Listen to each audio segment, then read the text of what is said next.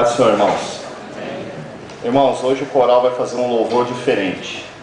Além de nós direcionarmos, como a gente sempre direciona o nosso louvor a Deus, nós vamos entoar um canto hoje, direcionando para os irmãos também, um convite para os irmãos, amém?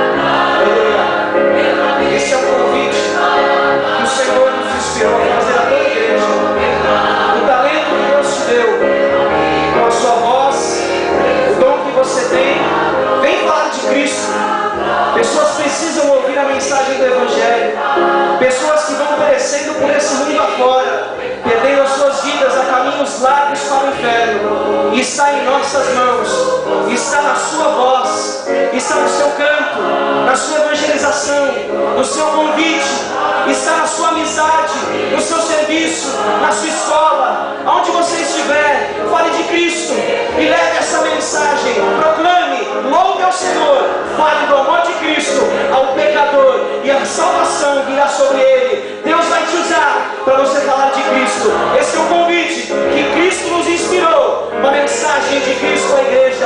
Vem falar de Cristo. Glória a Jesus.